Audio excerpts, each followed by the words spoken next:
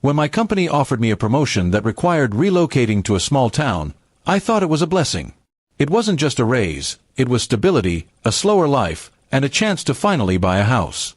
I imagined my wife, Clara, and I sitting on a porch in the evenings, enjoying quiet sunsets after years of city chaos.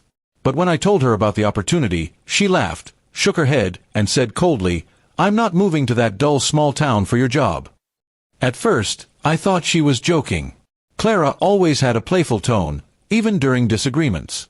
But this time, her voice carried something sharper. She said she couldn't abandon her career connections and social life for what she called a place where nothing ever happens.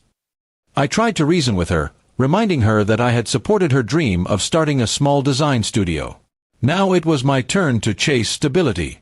But she refused to even consider it. Over the next few days, I noticed her growing distant. She started spending late nights, working with clients, and often left her phone face down. The cheerful woman who once made me breakfast before I left for work now avoided me altogether. When I brought up moving again, she would sigh, roll her eyes, and change the subject. The warmth in our marriage began to fade like sunlight behind thick clouds. One evening, I came home early from work. Her car wasn't in the driveway, but her laptop was open on the counter. I wasn't the type to snoop, but something made me pause. A notification popped up, a message preview. It read, "Don't worry, babe, he'll move alone. Then we'll have more time together." My stomach turned cold. My hands trembled as I clicked the conversation open.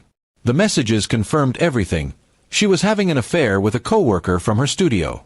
I sat there, stunned, reading the words that shattered everything I had believed. She wasn't just unwilling to move, she had already decided to stay behind because she had someone else.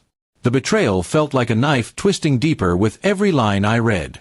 My heart wanted to scream, but my mind stayed strangely calm. I closed the laptop, packed my bag, and left the house without a word. That night, I stayed at a hotel.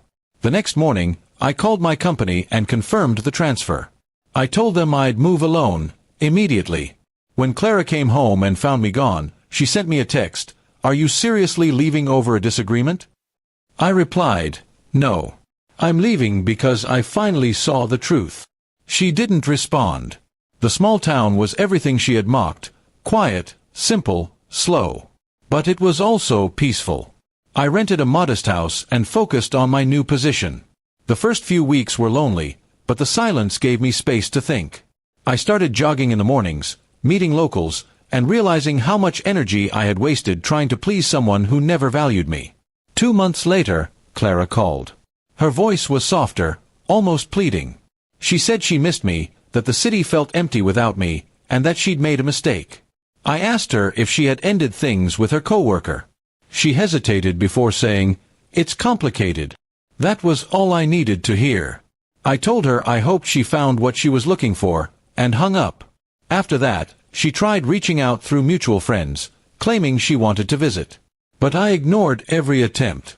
I had started building a new life, and there was no room in it for lies.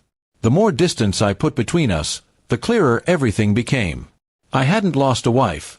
I had escaped someone who was only loyal when it was convenient. Months passed, and my career flourished. The people in the town became like family. One of my colleagues introduced me to her friend, Amelia, a kind woman with a genuine smile who shared my love for quiet evenings and honest conversation. We started meeting for coffee, then dinner, and soon she became part of my world. Unlike Clara, she didn't chase excitement, she appreciated sincerity. One afternoon, I got an email from Clara. It wasn't long, just a few lines. "I heard you're doing well. I regret how things ended. I hope you can forgive me someday." I stared at the screen for a while before replying, "I already did. But forgiveness doesn't mean I'll ever go back." I pressed send and felt something lift off my chest. A year later, standing on that same porch I had once dreamed about, I finally had peace. The sunsets were just as beautiful as I had imagined, quiet, calm, and free of bitterness. Life didn't turn out the way I expected, but sometimes, losing what you thought you needed makes room for what you truly deserve. And as I watched the light fade over the hills, I realized Clara had been right about one thing.